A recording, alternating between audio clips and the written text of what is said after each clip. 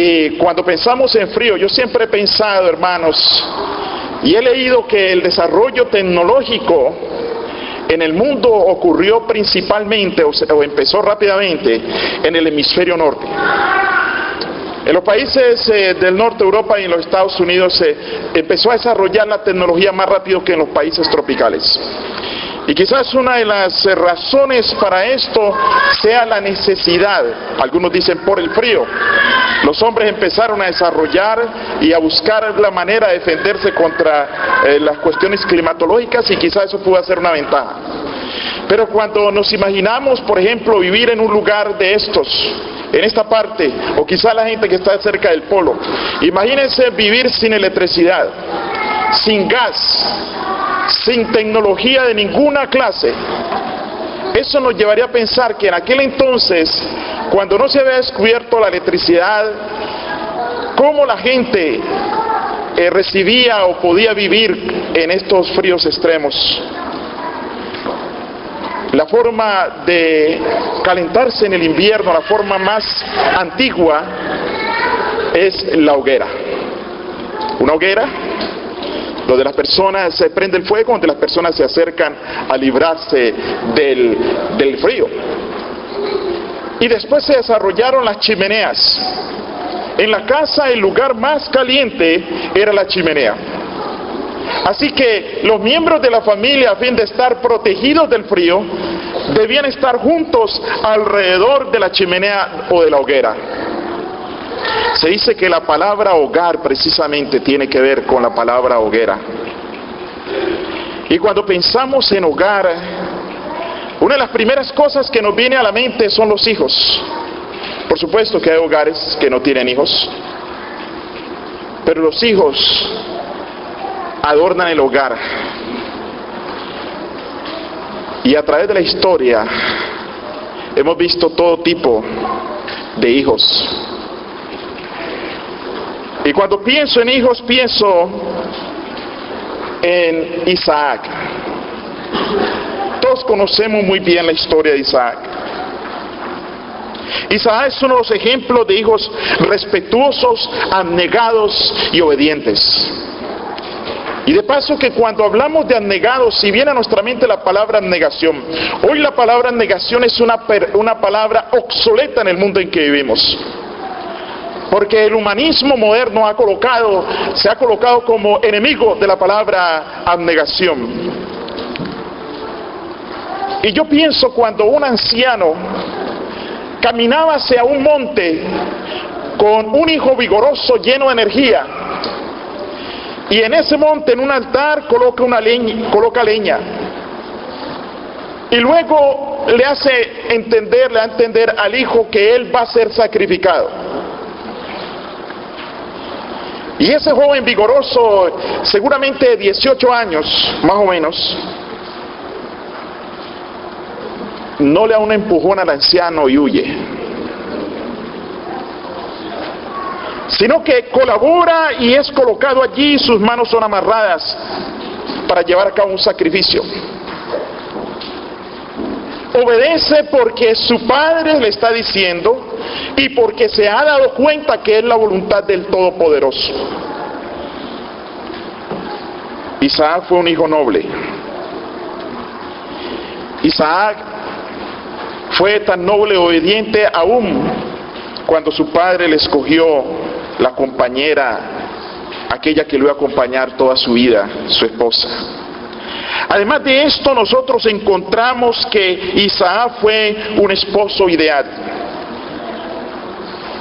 Pero toda esta vida modelo de Isaac no fue producto de la casualidad. En esta mañana voy a dar algunas citas de un libro. Cuando era pastor en la iglesia de Flushing en Nueva York, formamos con la Sociedad de Jóvenes un club de lectura y para leer los libros, todos los que querían a la vez libros del Espíritu Profecía, y saqué algunas citas de ese libro durante su lectura en ese año que he conservado.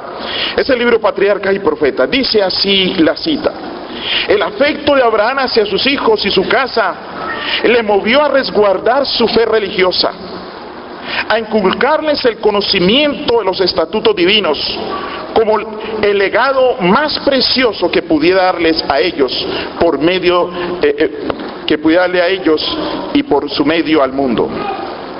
A todos les enseñó que estaban bajo el gobierno del Dios del cielo. No debía haber opresión de parte de los padres, ni desobediencia de parte de los hijos. La ley de Dios había designado a cada uno sus obligaciones, y solo mediante la obediencia de dicha ley se podía obtener la felicidad y la prosperidad. Página 137. Vemos allí, mis hermanos, que el secreto de la verdadera felicidad en el hogar es el gobierno de Dios establecido en ese hogar. Desafortunadamente la Biblia no solo tiene ejemplos de hijos que se destacaron, de hijos que son modelos para el mundo de hoy, sino que también hay contraste. También la Biblia habla de hijos que dieron un muy mal ejemplo. Contemplemos, comparemos, hagamos un contraste con los hijos de Elí, Ofni y Fines. Los hijos de Elí eran sacerdotes, estaban encargados de realizar las tareas en el santuario, y la palabra de Dios dice que ellos eran irrespetuosos en el templo. Habían perdido el respeto a las cosas de Dios y eran sacerdotes. Cuando alguien traía una ofrenda, la Biblia ha dado instrucciones para aquel entonces, cuando traían una ofrenda e iban a sacrificar un animal, y ponían a cocinar allí la carne del animal. Dice que el sacerdote mandaba a su siervo, iba al sacerdote y ponía allí un tenedor. Bueno, en este caso, como era de 3 puntas, era un trincho. Lo ponía allí, y lo que alcanzara a agarrar con el tenedor o trincho era para él comerlo. Pero aún en esto eran corruptos. Ellos no esperaban que ni siquiera empezaran a cocinar. Dice allí en 1 Samuel capítulo 2 versículos 16 y 17, dice que no esperaban eso, sino que querían tomar ventaja de la persona que llevaba el sacrificio. Además de eso, nos dice el versículo 22, dice: pero Elí era muy viejo y oía de todo lo que hacían, de lo que sus hijos hacían con todo Israel, y cómo dormían con las mujeres que velaban la puerta del tabernáculo de reunión. Estos hijos no solo hacían un irrespeto a través de las ofrendas, sino que también fornicaban con las mujeres que cuidaban del templo. Y es interesante ver que Dios amonestó a Elí, y que Samuel, el profeta Samuel, fue testigo de esa amonestación.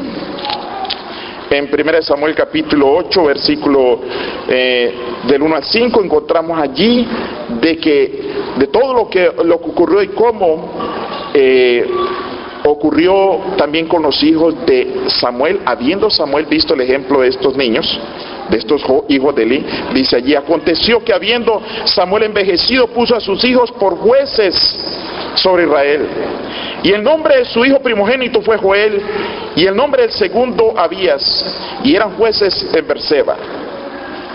Pero no anduvieron los hijos por el camino de su padre, antes se volvieron tras la avaricia, dejándose sobornar y pervirtiendo el derecho. Entonces todos los ancianos de Israel se juntaron y vinieron a Rama para ver a Samuel, y dijeron: he aquí que tú has envejecido y tus hijos no andan en tus caminos, por tanto constitúyenos ahora rey que nos juzgue. Hermanos, interesante ver a Samuel testigo de la amonestación que Dios hizo a Elí en contra de sus hijos, y por él no educarlos, no corregirlos. Ahora Samuel cae en lo mismo. Se convirtió en un padre que permitía a sus hijos hacer todo, y por eso los hijos llegaron a ese estado. Dice también el libro: los hijos de Samuel se ladearon tras la avaricia, recibiendo cohecho y pervirtiendo el derecho. Los hijos del profeta no acataban los preceptos que él había tratado de inculcarles. No imitaban la vida pura y desinteresada de su padre. La advertencia dirigida a Elí no había ejercido en el ánimo de Samuel la influencia que debería haber ejercido. Él había sido hasta cierto grado demasiado indulgente con sus hijos, y los resultados eran obvios en su carácter y en su vida. Los hijos van a hacer en gran manera lo que los padres formen en ellos. ¿Qué hacer? La palabra de Dios tiene muchos consejos. Entre ellos, para ver qué se debe hacer, está Proverbios, capítulo 13, versículo 24. Dice: el que detiene el castigo a su hijo aborrece, mas el que lo ama desde temprano lo corrige. Dice: a su hijo aborrece, pero generalmente no encontramos a alguien que diga aborrezco a mi hijo. Generalmente las personas que consienten en que sus hijos hagan lo que deseen y les permiten todo, generalmente dicen que los aman mucho. O sea, nunca dice un padre que los aborrece. Entonces, ¿cómo entender la palabra aborrecer en ese contexto? Tendríamos que leer en Lucas capítulo 14, 26 para poder entender en otro versículo de la Biblia, poder llegar a entender el contexto, de qué manera un padre aborrece al hijo. Dice en Lucas capítulo 14, versículo 26, dice, Jesús dijo: si alguno viene a mí y no aborrece a su padre y madre y mujer e hijos y hermanos y hermanas y aún también su propia vida, no puede ser mi discípulo. Encontramos en la Biblia versículos que hablan de aborrecer. Pero cuando nosotros analizamos el contexto, no hay una contradicción, porque Dios, por el contrario, quiere que amemos a nuestra esposa, a nuestros hijos, que amemos nuestra familia. Lo que encontramos aquí es un asunto de prioridad. Aquel que no corrige a su hijo, la educación de su hijo y la salvación de su hijo no es una prioridad en esa persona. No es una prioridad. Y un día el Señor va a preguntar a cada ser humano, a cada cristiano: ¿dónde están tus hijos? Un día el Señor lo va a hacer. La palabra de Dios dice herencia, dice la sierva del Señor, herencia de Jehová son los hijos. Lo más valioso que Dios le ha dado son los hijos. Y un día va a responder por los hijos. Hay a los hijos, la educación de los hijos, la corrección a sus hijos. Cuando digo educación no estoy hablando meramente de la parte intelectual. La educación de los hijos debe ser una prioridad para cada cristiano. En todas sus cosas debe ser lo primero. Ahora, ¿cómo debería ser el castigo? Dice en Proverbios capítulo 19, versículo 18. Proverbios 19, 18 nos aconseja cómo debe ser. Dice de la siguiente manera: castiga a tu hijo en tanto hay que esperanza, mas no se apresure tu alma. ¿Para qué? Para destruirlo.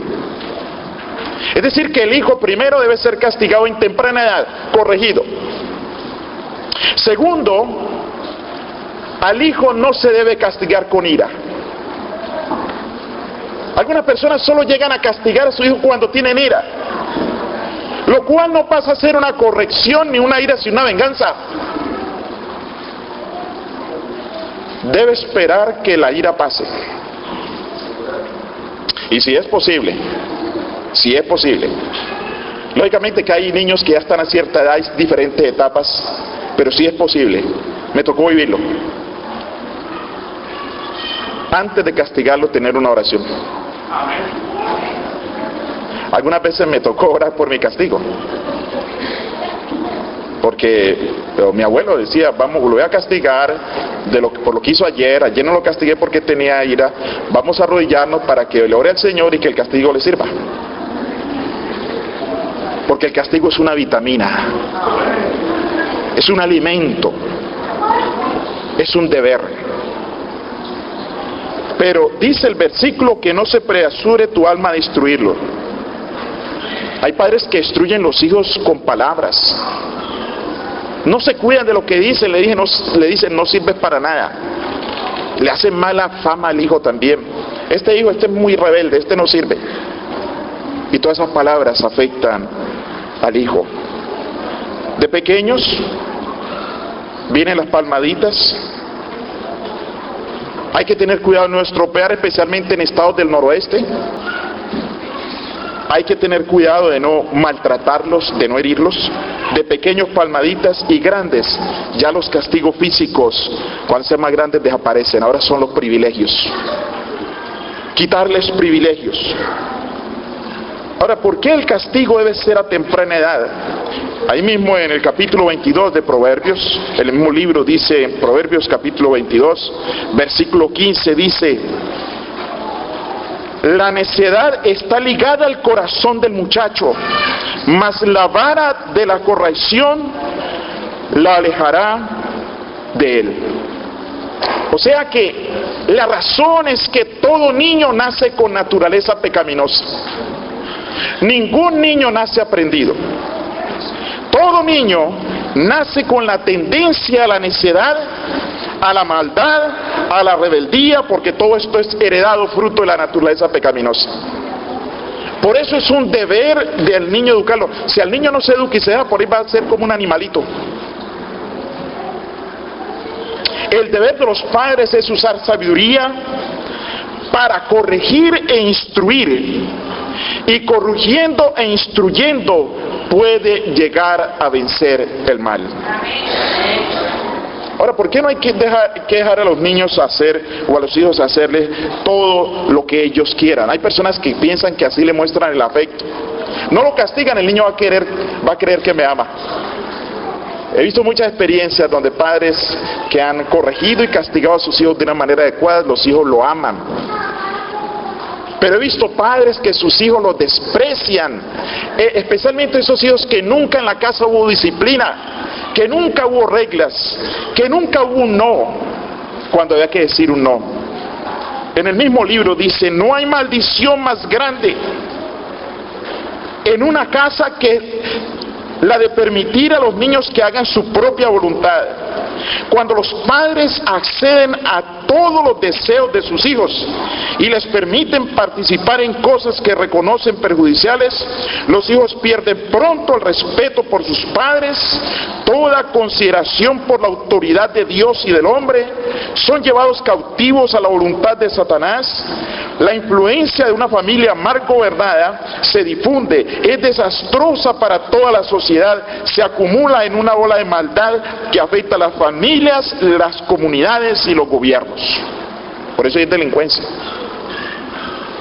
Todo en gran medida, podría decir el 90 o 95, quién sabe cuánto por ciento, pero un alto porcentaje de los problemas de este mundo y de la delincuencia vienen desde el hogar, donde nunca se hizo la parte que había que hacer. En Proverbios capítulo 29, versículo 17, la palabra de Dios nos dice: corrige a tu hijo y te dará descanso, y dará alegría a tu alma. Qué maravilloso es ver padres satisfechos por sus hijos, satisfechos por la educación, por la corrección que le han dado, contentos de haber hecho la parte que Dios les ha encomendado. Castigar a los hijos evitará. Y cuando hablo de castigo no estoy hablando simplemente de castigo físico, porque eso es cuando está muy pequeñito y todavía no entiende. Pero cuando hay disciplina en el hogar, esto evitará ansia, angustia, preocupación. Habrá no solo en los padres, sino en los hijos. El fruto de la corrección y de la disciplina correcta es el verdadero gozo profundo y una satisfacción verdadera de que ellos lleguen a tomar en su vida las decisiones correctas. porque en el hogar es que hay que formarle a los hijos las expectativas. Hay un descuido grande por los hijos, porque muchos padres se dedican a lo material, a lo temporal. La forma de mirar la prosperidad son las posesiones, las cosas que puedan comprar. Y muchas veces no hay tiempo para los hijos, y los hijos no forman sus expectativas, se las forman sus compañeritos en la escuela, y los niños expectativas falsas, expectativas que no deben ser, y ellos empiezan a trazarse metas, no las metas que noblemente los padres debieron de impulsarle a sentir, sino aquellos que sus compañeritos en las escuelas, a veces malas amistades, le llegan a colocar en la mente. Las prioridades. Hablando de la pareja edénica y hablando de que las prioridades deben de ser las cosas creadas por Dios, debe ser la alabanza y conocer a un Dios creador. Dice en el mismo libro, en la página 31, dice, en el medio en que vivía la santa pareja, es decir, nuestros primeros padres, había una lección para todos los tiempos, a saber, que la verdadera felicidad se encuentra no en dar rienda suelta al orgullo y al lujo, sino a la comunión con Dios por medio de sus obras creadas. Si los hombres pusiesen menos atención en lo superficial y cultivasen más la sencillez, cumplirán con mayor plenitud los designios que Dios tuvo al crearlos. Porque algunos padres, a medida que van obteniendo la prosperidad económica y lo material, se exaltan y se gozan y alaban lo material, y sus hijos van copiando el carácter. El orgullo y la ambición jamás satisfacen, pero aquellos que realmente son inteligentes encontrarán placer verdadero y elevado en las fuentes de gozo que Dios ha dispuesto al alcance de todos. Esas fuentes de gozo. Estaba hablando con alguien y me dirigí a casa, y la noche estaba bien despejada y observaba una luna bien grande. Y hablando allá a otro país, pregunté, ¿cómo está allá el día? La noche, perdón. ¿Puede contemplar la luna cómo está de hermosa? La contestación fue, me asomo por la ventana y hay tantas luces. Veo tantas luces aquí en los postes y en los edificios que no se ve el cielo. No se ve el cielo. En las grandes ciudades es difícil contemplarlo. Y aquí en estos lugares donde lo podemos contemplar, a veces el cristiano está tan imbuido con los afanes que no contempla el cielo y la bóveda celeste y las cosas que Dios ha creado. Es importante observar la creación, enseñarle a los hijos y enseñarle a observarla, porque hay dos cosas que se oponen: el lujo y la creación. Dentro del lujo está el orgullo y el materialismo. Dentro del lujo está todo lo temporal y la tecnología. Los niños, los padres se gozan de que ya están desde pequeñitos manejando una computadora, que ya desde pequeñitos ellos están manejando un celular, que ya los sientan en el carro para que muevan la dirección o timón o cabrilla del carro.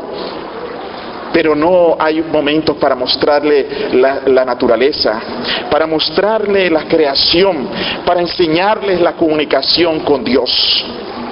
Es importante llevar a los niños al acuario de vez en cuando, al zoológico, especialmente aquellos que viven en ciudades.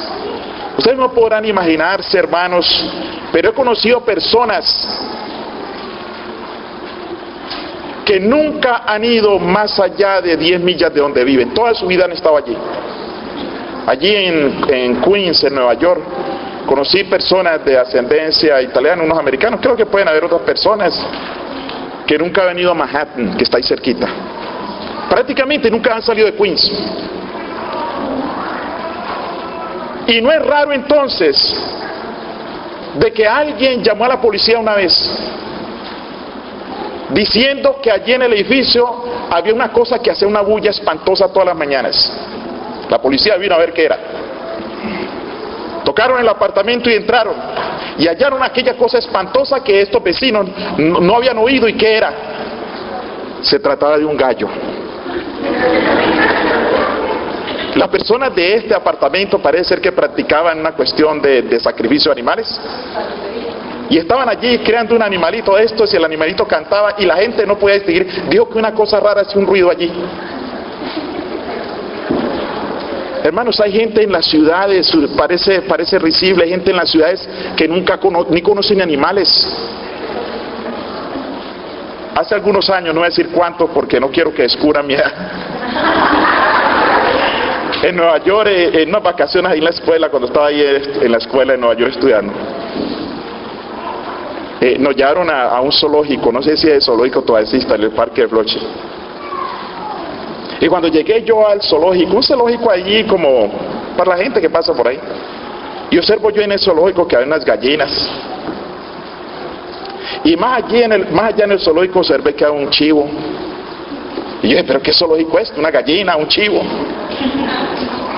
Hasta había un perro. Yo dije, pero estos no son animales de zoológico, estos animales son domésticos, yo los conozco. Lo que pasa es que hay personas de ciudad que no conocen esos animales. Parece increíble. Parece increíble. Porque hay niños que ahora son adultos y ancianos que han crecido y se han educado en un apartamento. Y la ventana de ellos al mundo es ver por la ventana y ven otros edificios. Y muchos niños, su ventana al mundo es simplemente el televisor. Bueno, hoy en día la gente puede conocer muchos animales a través de la televisión. Pero los padres deben de enseñarles a los niños, llevarlos para que tengan contacto con la naturaleza. Escoger a los niños aún sus juguetes. Los juguetes de los niños no los deben de escoger los programas malsanos donde matan y que los juguetes de los niños sean armas. No, los padres deben de escogerlos y también los padres deben de ser cuidadosos de escoger el sitio donde vivir. Dice la cita, muchos continúan cometiendo un error semejante. Cuando buscan dónde establecerse, miran las ventajas temporales que pueden obtener, antes que las influencias morales y sociales que los rodearán a ellos y sus familias.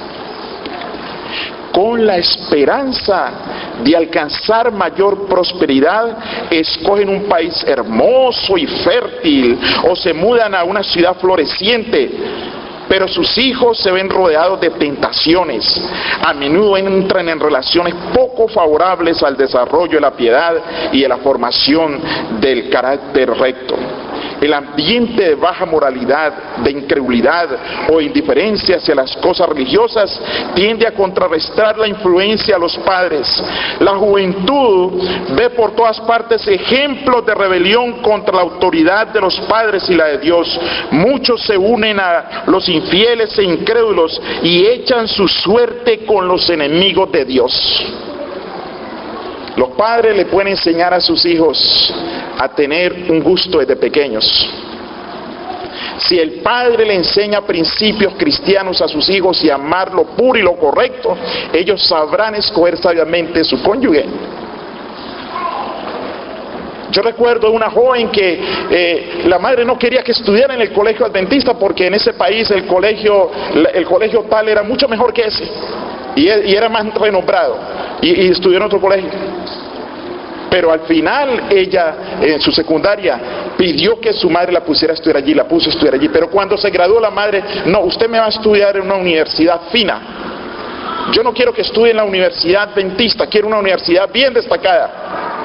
Y aunque estaba en la iglesia, ella estudió en una universidad aparentemente muy destacada. Y su gusto se desarrolló diferente. Y en la iglesia, todos los muchachos de la iglesia le parecían feos. Todos, pero no era una casualidad, no todos eran feos. Y empezó a decir que los muchachos de la iglesia eran vacíos, que no se quería casar con alguno de esos que le proponían sus familiares o jóvenes cristianos, una muchacha bien hermosa, no, ella no, porque eran vacíos. Finalmente se casó con uno que estaba lleno para ella, pues ella estaba buscando vacío. Con el que se casó, creo yo, lo que estaba lleno era de nicotina, era un super fumador. Y eso la llevó a apartarse del Señor. Los padres deben enseñarle a sus hijos los gustos y permitir que ellos crezcan en un ambiente cristiano donde se les atienda. Al elegir un sitio para vivir, Dios quiere que consideremos ante todo las influencias morales y religiosas que nos rodean a nosotros y a nuestras familias. Podemos encontrarnos en posiciones difíciles, pero pues muchos no podemos vivir en los medios que quisieran muchos, pero donde quiera que el deber nos llame, Dios nos ayudará a mantenernos incólumes si velamos y oramos confiando en la gracia de Dios. Pero no debemos exponernos innecesariamente a influencias adversas y a la formación de un carácter, a las formaciones adversas y desfavorables a la formación de un carácter cristiano. Si nos colocamos voluntariamente en un ambiente mundano e incrédulo, desagradamos a Dios y ahuyentamos los ángeles de nuestras casas. Y ahora, para ir a un ambiente mundano no se necesita ni mudarse. Están los programas que escoja para ver en la televisión. Y se alquila película en las películas que escoge para ver. El ejemplo que le está dando a los hijos. De usted depende que su casa tenga un ambiente cristiano y puro o un ambiente mundano. Voy a leer 2 citas más. La penúltima cita: el afecto y la compañía. Los padres y las madres deben de considerar que les incumbe el guiar el afecto de los jóvenes, como decía antes, para que contraigan amistades con personas que son compañías adecuadas. Hermanos, no acostumbro mucho a contar simplemente cuestiones de mi vida, porque no es mi propósito, pero hay ejemplos que es inevitable contarlos porque los he vivido. Cuando era estudiante, me gustaban, yo le di a un compañerito una historieta esa de Superman. Me llamó la atención. Y me dijo que en tal lugar uno pagaba 5 centavos y le prestaban una y la leía. Y resulta que mi abuelo nos seguía, nos vigilaba. El último castigo que nos dieron con correa fue como a los 17, 18 años, porque allá no había eso de que llaman al trabajador social y nada de eso, sino que lo castigan. Y entonces fui a leer una de esas historias, y como él me seguía, él les vigilaba dónde estaban sus... Y las amistades, aún dentro de la iglesia llegó a prohibirnos amistades de la misma iglesia. Muchachos que ellos veían ahí mayores, yo tenía que juntarme con los menores, porque los mayores, mi abuelo sabía que iban a discotecas y bebían. Entonces, una vez fui a leer a ese lugar, la tentación de ir a leer la historieta, me senté, abrí mi cuento, pagué los 5 centavos, cuando un momento sentí una mano por aquí. Y me llevaba de la mano para castigarme.